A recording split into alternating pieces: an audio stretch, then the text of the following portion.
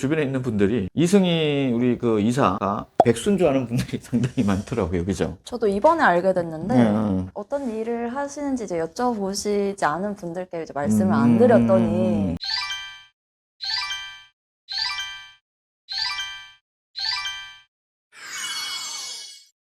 한 주간의 광명시 이슈를 전하는 위클리 광명 광명 정보통. 오늘도 저희가 4가지 소식을 준비를 했죠. 그 전에 옆에 있는 우리 이승희 그 미래세대 위원장이 이제 본업으로 돌아가죠. 네. 안녕히 계세요, 여러분.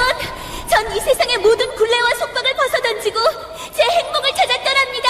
우리 시청자들 그리고 주변에 있는 분들이 이승희 우리 그 이사가 백수인 줄 아는 분들이 상당히 많더라고요. 그죠? 저도 이번에 알게 됐는데 네. 어떤 일을 하시는지 이제 여쭤보시지 않은 분들께 이제 말씀을 안 드렸더니 직업이 없으신 줄 아시는 분들이 많더라고요. 근데 제가 국 관련해서 입법이랑 이제 정책을 입안하는 과정을 운영하는 이제 재단법인 굿네이션스의 이사로 재직 중이고요. 아, 대단해요. 그죠? 네, 제가 18년도에는 이제 광명 청년정책 아카데미를 시작으로 이제 다양한 지자체 사역을 하고 있고, 대신 이제 1, 2월에는 조금 이제 시간이 한가해서 또 좋은 기회 주셔서 이제 함께 했는데 또 이제 다시 본업으로 돌아가게 되었습니다.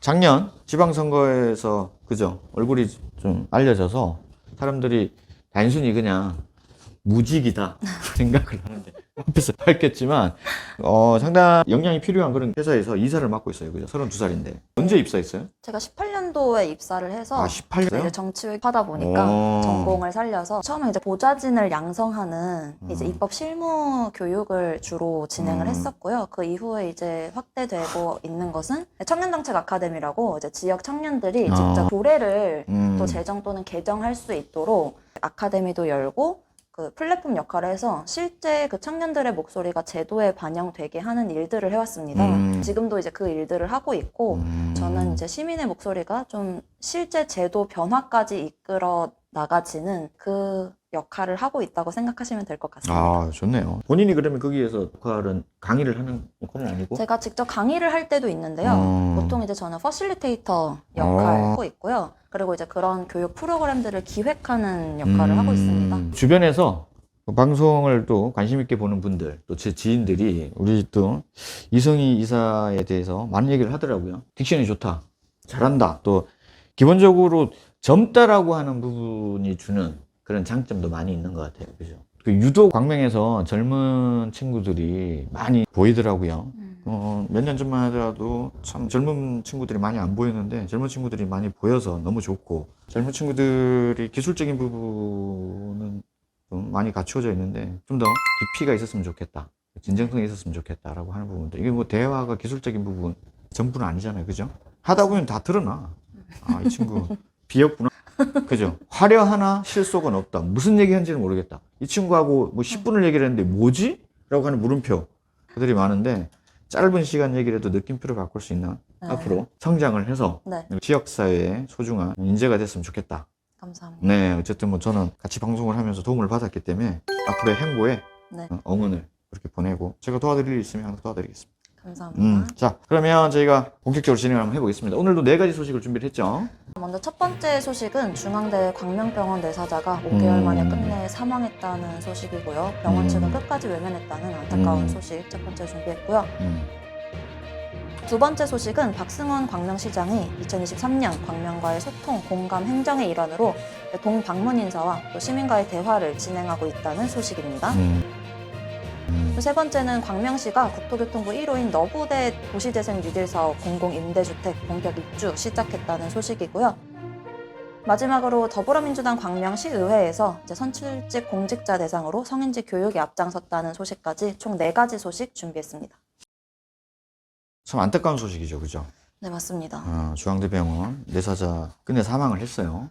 뇌천선 시술 이후에 한 5개월 동안 뇌사 상태에 빠져 계신 이제 뇌사자분이 결국에는 이제 사망을 하셨고 또 장례를 치렀는데, 이 과정에서 안타까운 거는 병원 측 이제 관계자들이 어떤 유가족에게 위로의 말이나 이런 것들보다는 좀 협박성 말도 있었고, 그죠? 여러 가지 상식적으로 이해되지 않는 일들이 있어서 이제 그 부분이 해결되지 않은 채로 아직까지 남아있고 부검을 하고 장례를 치렀죠. 원래 유가족들은 이렇게 형사고발을 원치는 않았어요. 네. 그래서 15개월 된 아들이 있었기 때문에 네. 그 아들을 위해서 이제 엄마의 죽음이 좀 헛되지 않고 의미 있는 죽음으로 그렇게 남게 하기 위해서 장기 기증을 하려고 했죠. 그런데 부검을 하게 되면서 장기 기증도 못 하게 되고 또 이제 앞으로 이제 여러 가지 법적 절차가 남아 있을 것으로 보이는데 참 유가족들이 이제 원하는 방향으로 합의가 되길 바라는 마음으로 이제 저희도 보도를 했고 또 많은 이제 정치인들이 현장을 찾아 방문해 주신 걸로도 알고 있는데 끝내 유가족분들이 받아들일 만한 결과가 도출되지 않았다는 점이 상당히 아쉽습니다. 네, 협의를 떠나서 이 병원 관계자가 네. 이 고인의 유가족한테 이제 상식적으로 할 수 없는 그런 그렇습니다. 언행을 했죠. 네. 예. 뭐 병원비를 납부하지 않으면 뭐 불이익을 당할 거다. 가만히 있지 않겠다. 이건 너무한 거 그리고 아니냐고. 또 장례식장으로 이동하려고 할 때도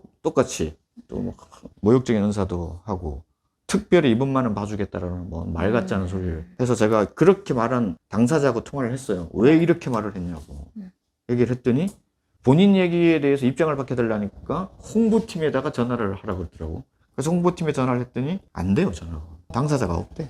몇 번을 시도를 했는데 안 되더라고요. 제가 중앙대병원의 이런 참 비상식적인 이런 행동을 보고 왜 이 사람들이 이렇게까지 행동을 할까라고 봤더니 중앙대병원 설립 자체가 문제가 많아요. 이 중앙대병원이 의료부지여서 사실은 네. LH 소유였죠. LH 소유의 의료부지였는데 네. 들어오니까 여러 가지 이유가 있겠지만 그 주변 부지들이 평당 2,500에서 3,000만 원을 했어요. 네. 근데 이 부지를 얼마를 광명시가 매각을 했냐면 평당 700인가 750인가 하여튼 그 정도 사이에서 매각을 했어. 그러니까 이게 얼마나 많은 이득을 본 거예요. 그리고 실제로 중앙대병원은 이 중앙대병원 3,150평 부지를 3,150평 부지에 병원을 건립하는 비용이 50억밖에 안 들었어요. 이게 상식적으로 말이 안 되는 거잖아요. 그죠?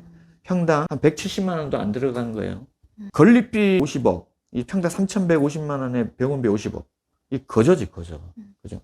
그러니까 이 중앙대 지역 시민들을 위해서 의료봉사를 하겠다라고, 광명 시민을 위해서 의료봉사를 하겠다라는 그런 취지로 병원이 지어졌고, 그리고 본인들도 그렇게 하겠다 하고 들어온 거죠. 근데 지금 뻔뻔한 태도를 보이는 부분들. 제가 그래서 우리 중앙대병원 설립 과정을 다시 한번 면밀히 지금 살펴보고 있습니다. 제가 한 200페이지 분량을 좀 보고 있어요.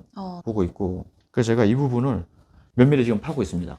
그래서 이 부분에 대한 그 트리그와 관련된 부분을 정보를 제공을 해주실 분은 저한테 연락을 좀 해주시고 기다리고 있어요. 제가 뭐 200페이지 분량을 다 보고 있는데 이게 다 보고 난 뒤에 명확하게 밝혀질지는 모르겠으나 하여튼 제가 중앙대병원 관련해서는 끝까지 한번 제가 한번 살펴보도록 하고 다시는 광명에서 이런 사건이 일어나지 않고 혹여나 이런 사건이 일어났다고 하더라도 중앙대병원에서 이렇게 유가족을 대하는 이런 다시는 발생하지 않도록 저희가 한번 살펴보도록 하겠습니다. 두 번째 소식이죠.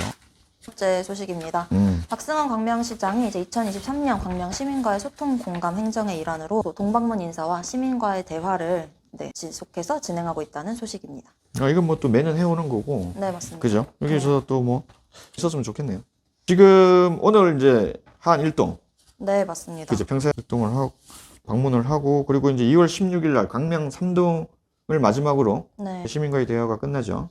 네, 오전에 이제 오전 오후로 나눠서 말씀하신 한일동 또 철산 3동 진행이 되고요. 그 의례적으로 하는 행사이긴 하지만 이번에는 또 시민분들이 많이 또 참석을 하고 우리 또 시민들의 목소리가 많이 또 좀 전달이 되고 우리 시장님도 귀를 좀 더 기울여서 좀 의미 있는 그런 행사가 됐으면 좋겠습니다. 네, 저도 작년에 참석을 했었는데 거기 참여해 보니까 시장님이 직접 그 행정구역에 관한 이제 앞으로의 계획, 지금까지 처리되어 왔던 일들을 이제 설명해 주시니까 확실히 이해도가 더 있고요. 또 현장에서 이제 질문을 받으세요, 시민분들을 대상으로. 그래서 평소에 궁금하셨던/거나 혹시 민원 사항이 있으면 또 시장님께 바로 말씀드릴 수 있는 좋은 기회니까. 네, 많은 참여 부탁드립니다. 안양천 산책하는데 급한 경우 화장실이 없다. 화장실 만들어주세요.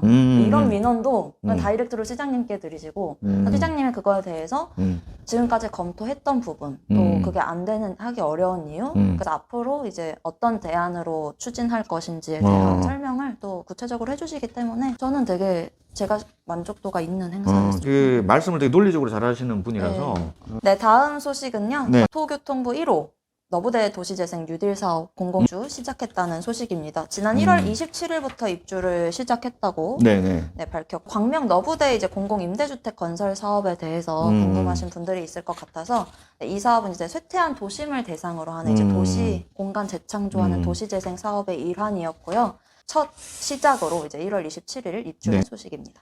그리고 2단계 또 사업도 진행할 예정이라고 나와 있네요. 그죠? 2025년까지 건설할 예정인데, 네, 맞습니다. 기본적인 뭐 사회 간접자본이죠. 그죠? SOC 네. 시설인 시립어린이집, 창업지원센터, 공영상가, 주차장도 조성을 하고, 네. 그리고 대학생, 신혼부부 고령층, 네. 그죠? 그리고 무주택, 취약계층에게 저렴한 주택을 공급을 하겠다라고 네. 하는 2단계 사업 계획도 나왔는데, 좋네요. 그죠? 이런 분들이, 그죠? 네. 또 젊은 층의 유입을 위해서 이런 말씀하신 생활형 SOC 시설들을 많이 확충할 예정이라고 하니까요. 많은 기대 아, 됩니다. 그렇죠. 너무 좋아요. 네. 마지막 소식이죠. 그죠? 네, 맞습니다. 더불어민주당 이제 광명시의회에서 선출직 공직자들을 대상으로 이제 성인지 교육을 하는 이제 소식이고요. 네. 일생활 속에서도 이런 젠더 관련된 발언을 그렇죠, 그렇죠. 이제 무의식 이제 남녀 상관없이 경우들이 있을 수 있어서 이걸 이제 미연에 방지하고자 사전에 이런 교육들을 실시하신 것 같은데 네, 좋은 현상으로 그렇죠. 봅니다. 지금 정치인들이 대부분 50대, 60대인데, 네. 그 50대, 60대들이 한참, 네. 20, 30대, 그죠? 그렇게 본인들이 청년기의 문화가 너무 다르죠. 그죠? 많이 다르죠. 그렇죠. 그래서 이런 부분에서 문화 차이에서 오는 그런 네. 부분들, 네. 많이 제가 봤을 땐 보완을 해야 될 부분들이 많은 것 같아요. 그러니까 20, 30대 때는 무의식적으로 그렇게 했던, 통용됐던 말들이 네. 지금에 와서는 좀 문제가 되는 네. 방식들, 네. 그죠? 그런 부분들은 본인들이 공면 더, 그죠? 노력을 하고, 의식을 하고, 개선을 해야 되겠죠. 좋네요. 민주당 네. 성인지 앞장을 서고 너무 좋고요. 네. 국힘도 좀 이렇게 해서 좀 하세요. 국힘 의원들이 더 올드하잖아. 그죠? 또 젊으신 분도 계시잖아요. 저는 한 분 계시죠. 그렇죠. 지금 5분 중에서 한 분만 젊고, 나머지는 다 올드하신 분이라서. 네, 이건 시의회 차원에서 이제 전체적으로 하셔도 좋을 것 같습니다. 이거는 제가 봤을 때는 시에도 하고, 그리고 이제 공무원들, 네네. 또 그렇죠. 뭐 연수를 가잖아요. 그죠? 네. 연수 가서 이런 성인지 교육도 해야 될 것 걸로 알고 같아요. 있습니다. 지속적으로 네. 효과가 있게 그렇게 네. 해야 되겠죠. 자, 오늘 준비한 소식은 여기서 마무리하고요. 그 모두에서 제가 얘기를 했지만, 우리 이승희 네. 이사님, 네. 그죠? 굿네이션스라고 네. 하는 네. 역량이 그런 회사에서 또 본인의 역량을 충분히 펼고 있는 것 같아요. 직원도 많고, 이 젊은 나이에 이사를 하고, 제가 봤을 때 돈을 저보다 더 많이 버는 것 같아요. 무슨 말씀이세요, 대표님? 너무 부럽습니다. 돈도 많이 벌고. 이 정도 역량이 되면 더 벌어야지, 그죠? 대표님 보고 계시나요? 저희 회사 대표님? 대표님, 제가 봤을 때는 우리 굿네이션 대표님, 그 이승 이사를 지금 연봉에 2배로 올려주셔도 될 것 같아요. 감사합니다. 벌써 이제 봄이 온 것 같기도 하고. 저도 오늘 뭐 패딩을 안 입고 그냥 양복만 입고. 아우, 좋아요. 마지막으로 인사 한번 하시죠.